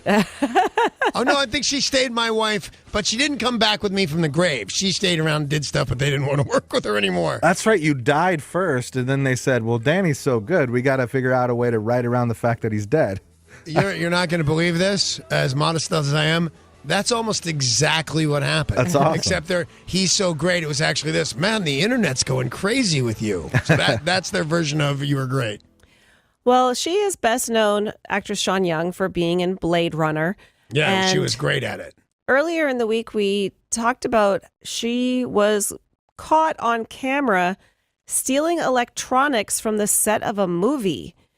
Well, she is now claiming that it was an accident and she thought they were hers. Okay. She went, so this is the set of the movie Charlie Boy. The director says this lady's crazy pants and she's stealing stuff. She did return it all, and they're saying, we wish her the best. We want to just put this behind us, but she needs to get help. She does. She really needs to get help. She was so beautiful in Blade Runner and such a good actress. When I worked with her, she was noticeably, in my opinion, my humble opinion, allegedly, and all that stuff. She was crazy then, and she had real questionable hygiene as far as I and some others were concerned. That's real nuts. You're a movie star and you act crazy and smell real bad? Yeah. Oh, I feel like no gentleman right now. It's like a lady. No, you're not alone in saying that, though. A lot of people refused to work with her because she smelled. Right. Okay, That's good. weird. I feel better then. Bill Cosby is fighting back. He has filed a motion. Well, his lawyers filed a motion because the prosecutors having to do with his case want him to be labeled a sexually violent predator. He is fighting this. He does not want to have the name predator. He says it's going to hurt his reputation. You know what hurts his reputation? The name Bill and then Cosby. Yeah. He'll be sentenced September 24th. We'll see what happens with this motion, but they are fighting it, saying that he does not want to be labeled a sexually violent predator. Well, I didn't do anything either, and I don't want to be called that, so I understand his point of view. Just only one of us did that. Right. Let's take a look at sports. Sports. Sports brought to you by Bradley Johnson Attorneys. If you're facing a DUI, call 1-800-DUI-AWAY, 1-800-DUI-AWAY. Last night, we were expecting a great pitching duel. It was the Mariners and the A's, and something super scary happened early on. It was scary. In fact, luckily, it seems like it's going to be not as bad as it looked, but James Paxton had to go out in the first inning just on the third batter because he took a line drive to his pitching forearm. Yep. And it looked like, wow, pretty bad. Something's maybe broken. Luckily, the x-rays say nothing's broken. It's a forearm contusion is what they're calling it, so a deep bruise that he's got, but it looks like, he'll get some rest and be back at it. So James Paxton hit by Jed Lowry, and then Felix Hernandez takes over, and then Jed Lowry hits a home run, and they win the game. Oh!